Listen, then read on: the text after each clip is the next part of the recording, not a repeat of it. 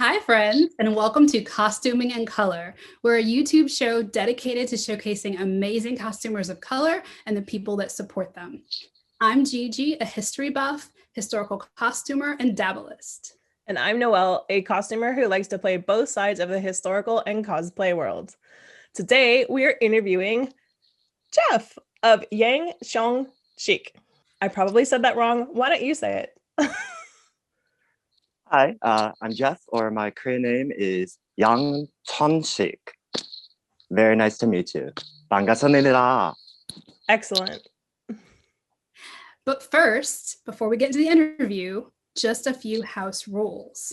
The first rule of Costuming Color is that you tell everyone about it. This way, even those who don't have BIPOC in their local groups can get to know ones in our global community.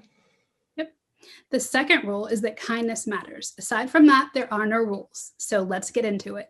So, Jeff, where are you from and do you still live there? I was born in Gyeonggi-do province in South Korea, and I was adopted, prearranged. So soon as I was born, I was adopted to a family and grew up in the Finger Lakes region in upstate New York. Wow, that's a heck of a journey. Oh yeah, around the world. Yeah. What is your favorite thing about where you live? Currently, I live in New York City. I live in Harlem, represent. My favorite thing about where I live here in New York City in Harlem, I think is the access to everything possible. It's the communities of color, the Korean American community, Asian American community. It's the vibrancy in which you get to see anything and every day. I initially moved here as a musical theater music director. So, I mean, New York was the way to go. So coming here was initially for that, but just bloomed into any and all creative endeavors. That's awesome. Is that what your job is now? My job currently, I work for visual design for an Asian department store. Wow. That's cool. So in depth in Asian culture, it's Pan-Asian. Pearl River Mart. We're one of the first Asian, if not the first Asian department store in the US, started in 1971. Amazing story of perseverance, continue to go on and spread culture and the Asian American diaspora in terms of accessibility and presentation. But I work the retail world down with Pearl River Mart, and I work their visual design, so all their displays, merchandising, and I do recording stuff for music. So I voice coach, play piano. I went to school for classical woodwind performance, so oboe, flute, piccolo, saxophone. So in my free time, I do coachings and recordings. That's awesome. That's so cool. So in my stuff. Yeah. I played instrument. I played flute and piccolo in high school and like all the bands. So yeah, I'm super cool. Lightest instrument. Put it in your pocket. Yeah, except when you have to do marching band, you have to keep it parallel. Oh my God. This muscle is not that arm. That arm. Don't droop that. Nope. Could you tell us a little bit about your Instagram handle and why you chose it? Sure. So my Instagram handle is my Korean name, Yang Cheon Shik. I never really gave too much thought to my Korean name in terms of identification or identifying my Korean heritage any more than I thought about. But pandemic, like many, we've been sort of taking a closer examination of things, and not that hasn't been a long time coming, but I just made the decision to start to try and work it in where I feel comfortable. No rush, but just as I feel comfortable in life. That's perfect. What is the traditional dress scene like where you live? Honestly, there's not really anything. In terms of Hanbok, the traditional clothing of Korea being worn, it's sort of been relegated to special occasions, special functions, holidays in Korea. And that sort of is the sentiment here in the US. Other cultures in Asia, like Japan or South Asian countries, where their traditional dress has been a little bit more culturally grounded. Like you will see people in kimono a little bit more than you would per se Hanbok in Korea. But you know, stubborn little me didn't stop me. Occasionally, like the Korea Day parade, or you know, on a holiday, you might see one person. I personally have only ever met like two people who were Hanbok, and I've just sort of seen them, and I'm like, whoa, oh, it's you. I see you. I know what you're wearing. Me too. But I hope as sort of the advancement of Korean designers, of modernized Asian fashion sort of grows and evolves, that maybe seeing such wouldn't be quite such a once every 2 years thing. Yeah. There's definitely a little bit more where I live, because I live on the West Coast and we have a very high density Asian population. And Oh, so, yeah. Especially living near San Francisco and previously LA, like it was slightly more, it's still not common, but it's definitely a thing that you're like, Oh, oh, yeah. awesome when you see it, you know, and it seems like You're like, more oh, normal. Yeah. Mhm. But yeah, here in New York, we get a wide range of everything, Yeah. but it's usually a rarity I've ever seen another person in traditional Korean wear. Mhm. So can you describe your style to us? My style, I would sort of describe currently as modern Joseon gentleman. Joseon being the most recent Korean dynasty period, 1392 to 1910. And sort of the silhouette of the hats and the way the robes go, men and female form silhouette, that's what we usually associate with Hanbok nowadays. So definitely the most recent silhouette, but I tend to make things traditional pattern, but in modern fabrics. So a little bit of an update, not so far as, you know, I'll wear it with jeans quite yet, but slowly working things in the way I like the aesthetic to be. Do you dress traditionally every day? Every day. Excellent. When I started working for Pearl River Mart and just had the accessibility to Asian culture, Asian community, and proud Asian community members, I got the courage to do, you know, a piece with the jeans and t-shirt. And then it was, they sell fabric at the store, so why don't I make stuff? Why not? There's beautiful brocade that I just stare at for hours every day. And get an employee discount. And a discount. So I sort of kept pushing it and adding more pieces, and it became more of a consistent. But pandemic was sort of the real turning point where I don't own sweatpants. Last year I purged 95% of my Western clothing. Wow.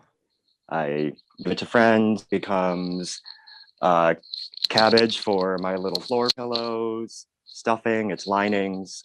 But I am in a full Hanbok wardrobe. This is every day. This is on the subway. This is waiting for my venti coffee at Starbucks. This is run into Michael's. This is all the time. I'm going totally off script here. Do you find that people react differently to you? Definitely. I mean, the whole horribleness of racism and assumptions, you know, is its own adventure. But in ways I've heard definitely in conversations with Bernadette or Zach Pinson, even though it's such a full force look, like when I turn a corner and people are like, whoa, because it's such a, they may not know what it is, but they know it's a traditional something. Yeah. So it does have this sort of protective veneer. Yeah. People do like to do the bow to me unwarranted as complete strangers, which I'm like, I could do without that. Yeah.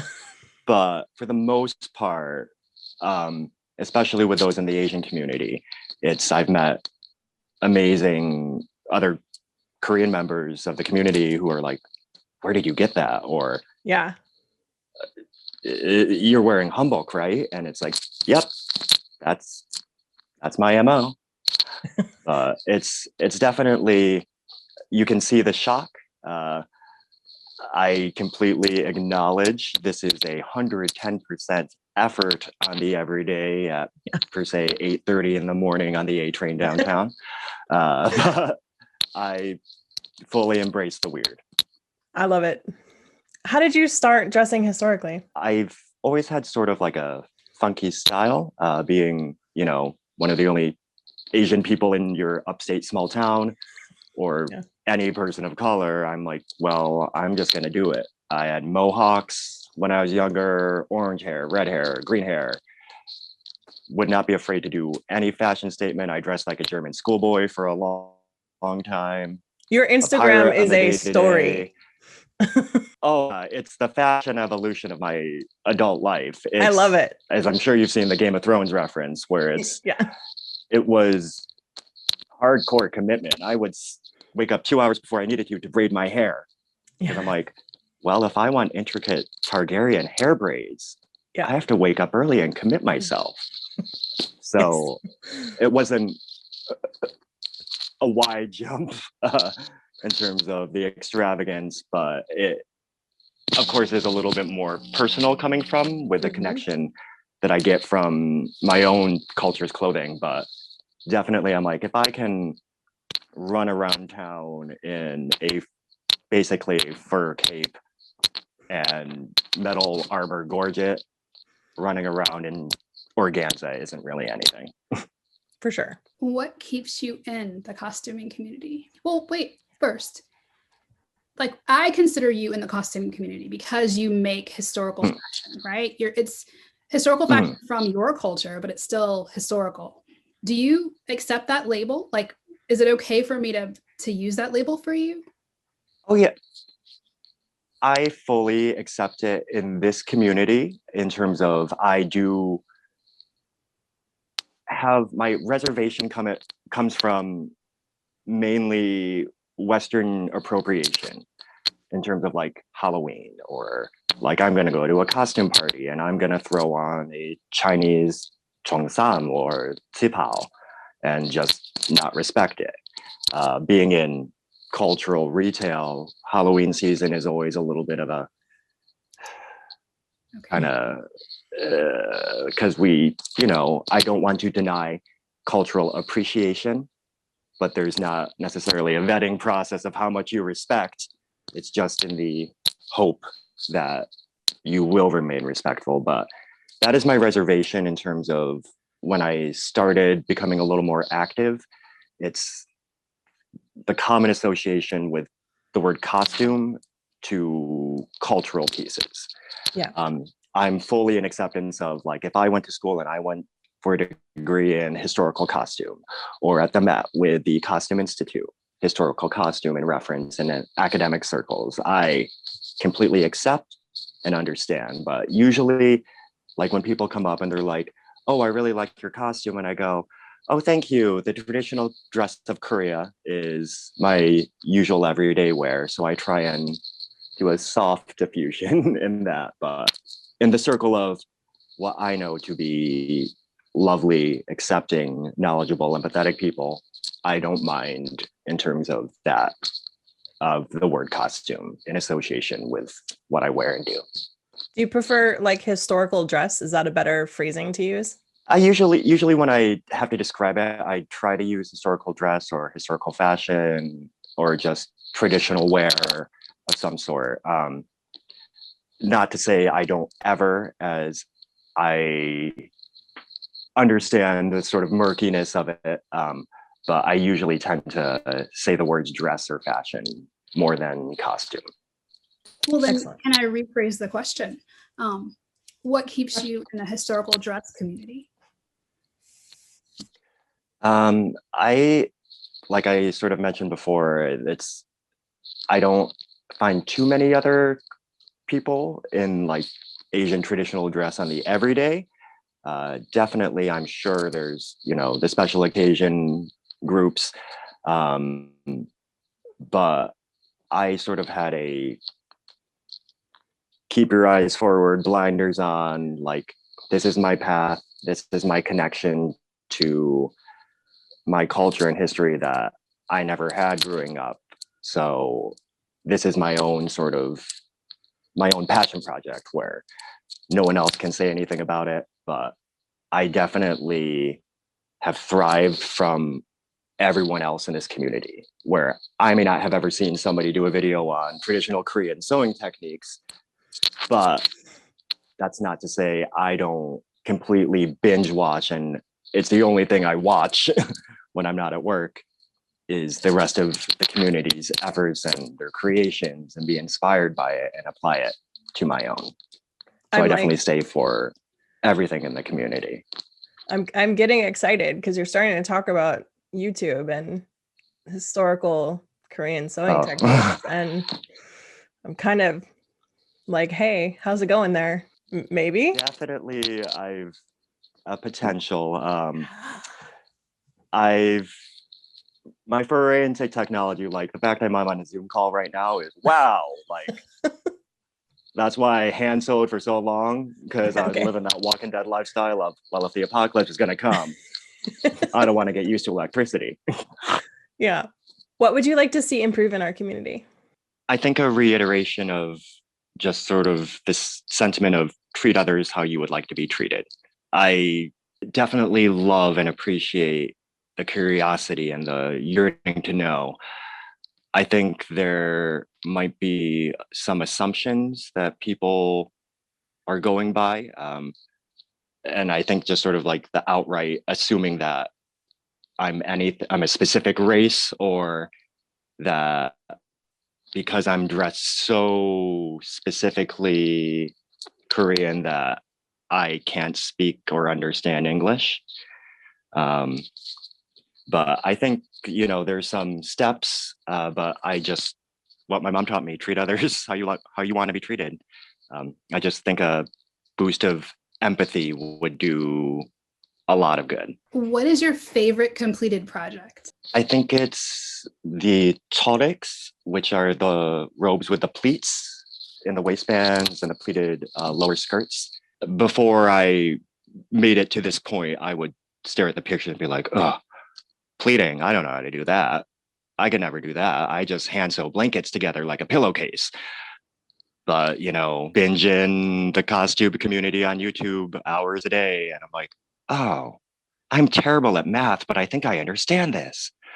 So I think finally when I got my first cholik done, I was like, oh, this is everything I wanted. This is giving me the full skirt of a 19th century lady and the Korean pride that I want. I can twirl for hours. That's awesome.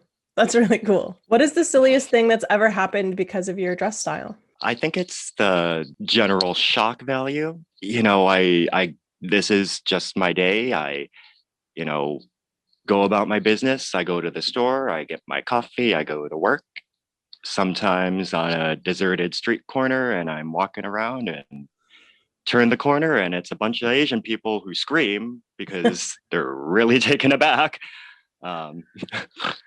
There's, some shrieks of, oh, I thought you were a mannequin, or, something or whatnot. But I'm like, hello. So when I'm crossing the street, cars are too busy taking pictures of me and they get honks because they're holding up traffic. And I'm like, I'm just trying to cross the street. But so there's, some clock and some fun reactions every day. If you can literally stop traffic in New York City, you're doing it right. Well, yeah, like I would hope. But I mean, I know I am flapping up fabrics and creating a scene when I march down those blocks, but it's always a bit nice to know that, wow, I'm causing a holdup. I feel like that needs to be our next tagline for wow, I'm causing a holdup. Promote this video, like come learn how Jeff stops traffic. Yeah. Silk and wind. I agree. Silk and Wind wins every time. So, do you have a sentimental or nostalgic memory to share around your dress style? All harkens back to that adoptedness, but I definitely find that this everything you see on me, behind me, this I feel like when I look for things or make things, it's in an effort to rebuild or regain the things culturally and traditionally I never had. I was born in the late 80s. This is before, the Hallyu Korean wave. The only thing I had about Korea was literally a definition in the dictionary. For years, I would sit there and just read the definition, and that's all I had. So like I'm buying baby Hanbok, for instance. It's like the first birthday for a Korean baby, they get dressed up and they have the different activities of, do you crawl towards like the pen and the paper because you're going to be a writer, or crawl towards the money because you're going to be rich?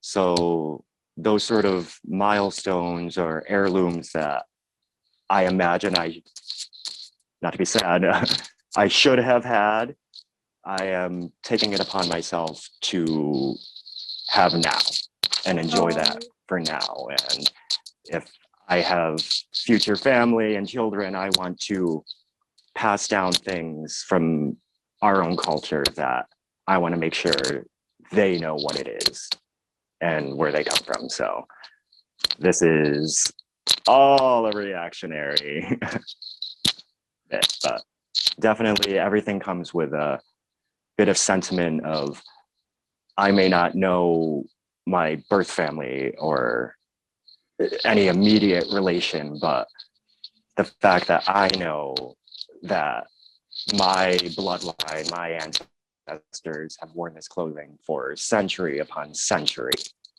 that sort of encasement of myself is something I never knew could feel so good or that I needed so much. But in the sappy sentiments, definitely why I do this is a very deeper connection for myself. What groups or organizations are you in? Currently, I'm in a few Korean adoptee groups. Thankfully, there's a good number of us everywhere, but definitely here in the city, there's a few in-person groups. I mean, pandemic aside, but with my bounding into the social media universe through lockdown times, I've definitely have found a community of adoptees that I am so grateful for in terms of our visibility. I don't feel alone anymore, or I'm not crazy completely, but that's sort of the closest in terms of Korean traditional adjacent that I'm with. Mm-hmm. But they all want Hanbok, or it's part of our exploration in terms of regaining culture and identity. But so there's a couple of people that I have met through adoptee groups that will throw on a Hanbok for the parade day, and it's like, oh, fantastic, I'm not the only person dressed in a Hanbok, thank God. Yeah. When you get into your zone for sewing or crafting in general, what is your entertainment routine? Do you have songs or shows that you watch? Firstly, it is always the agonizing battle of, I need something on, but I do not have any idea of what I want to watch. But it's always a costume playlist of the longest videos. And yes, Noelle, thank you for your hour-long videos because they are my constant companion. I just want long content. But it's usually a rotation of just binge out the costume videos, any topic. I'll be watching a video on constructing stays and I'm like, well, I'm sewing a single layer organza robe, but I just love having creative people around me. That, or I am quite addicted to videos exploring couture fashion and how the ateliers make things, and just seeing such amazing technique go into clothing the way that I know our community appreciates. But seeing those sort of bits of, oh, wow, that is amazingly small stitches right in there. But it's usually a rotation of inspiring creative videos. I have an off-topic question, which is, how do you stay warm in New York City in silk organza? I wear on average 9 layers of Hanbok a day. Whoa! I make my own underwear, potential overshare, but in the traditional Joseon pattern. That's awesome. 4 layers on the bottom, sort of like a loinclothy thing, almost like pantaloons, another pair of baji, which are pants, and then potentially another pair if it's blizzard outside, but then the whatever outer pants. And then I have 1, 2, 3, 4 layers of everyday standard underlayers before the long robes start on top. Wow, that's amazing. Yeah, okay, that makes sense. Yeah, it's been a learning curve, you know, like, is this too tight? Is this gonna cause welts? Yeah. Can this go over What's this? my body do not liken of this aspect? But yeah. When I look at your photos, you do look very layered. I thought it was maybe just one, robe, but oh yeah, now that you're saying there's so many No, layers, you can actually tell that when it looks substantial. Yeah. What you're wearing. and that's what I love about universally in terms of historical dressing. It's learning so much about how important the undergarments and proper underlayering is. It's like you do not get that silhouette from nothing. Right. It's like you get that silhouette from a lot of hard work and about 15 yards of something underneath there. Yeah. But it's definitely, you can tell, like with the modern pieces nowadays of modern Hanbok fashion, it's a coat, and that's fantastic.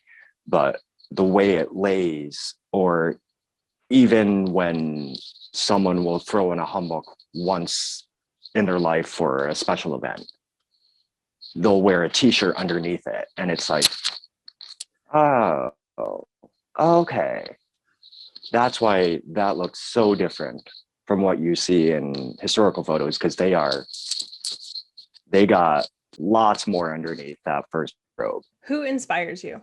In terms of Hanbok visibility in the current day, there's a couple designers in Korea that have made companies modernizing traditional patterns or the garments themselves.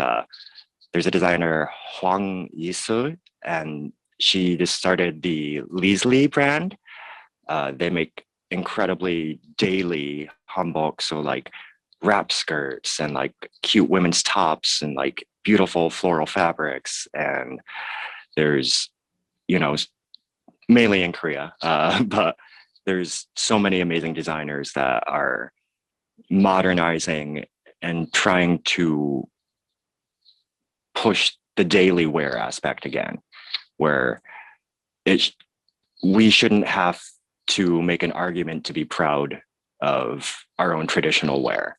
Or a lot of the time is there a holiday I forgot about? Or are you going to a special event? It's like, no, I'm going to work. It's Tuesday. But it's a Tuesday. It's their sort of push to make it a non-special occasion only thing. In terms of specific persons, since I am mainly on the Instagram community, there's definitely other Instagrammers who are wearing hanbok just as much as I am and supporting various designers or buying vintage hanbok and just reinterpreting them in ways that make it into daily wear. There's Goodbye Apathy, my hanbok twin, amazing encouragement back and forth of just egging each other on of, did you see this designer? Or they just released this, did you get this? Or I thought of you when I saw this. Um, but I've gotten so much inspiration from, just as I've dived more into the social media world of historical sewing, the people that I've been able to meet, every week I'm like, oh my goodness, I got to do this, or they did this. I'm so inspired to just do something in this color, or, it's anything and everything that, may have nothing to do with Hanbok, but it's just seeing people being creative and proud of their creations gives me so much than I could ever ask for. Who or what are you grateful for? I am very grateful for the communities that keep me grounded and inspire me. I know it's a lot of community talk, but they've been just lifesavers in so many aspects of life. If it's the adoptee community, that these are my brothers and sisters now, that we call each other brothers and sisters because we are a family together. It's, the Asian community that I've met here in New York that I'm like, oh, I can't imagine life without any of you anymore. And then it's, anyone from the historical costuming, historical sewing. It's become so much of a commonplace every day for me to watch or see you guys, and just that consistency. I'm like, okay, you got this. The world may be a crazy thing right now. And, do I really want to draw attention to myself? And I'm like, no, be proud, be confident in what you've done, what you do, where you're going, who you are. If Zach Pinsent has enough courage to run around every single day as a Regency gentleman, then why don't I have the courage to do so myself in my own way? So I'm so grateful for everything I've learned and applied in so many aspects of life. Do you have a favorite inspirational quote? And if so, who is it by? My favorite inspirational quote, it's a Game of Thrones quote. It is said by Tyrion Lannister. Never forget what you are, for surely the world will not. Make it your strength, then it can never be your weakness. Armor yourself in it, and it will never be used to hurt you. I find so much power in that quote of it's, if even though life sees you, only for what makes you different, that I find so much strength in that I have to have so much pride in what makes me special and unique, that, it definitely took a little of a long route to get here. But when I first heard that, I was like, oh, okay. Yeah. I'm like, I can't change this. I can't make this go away. You know what?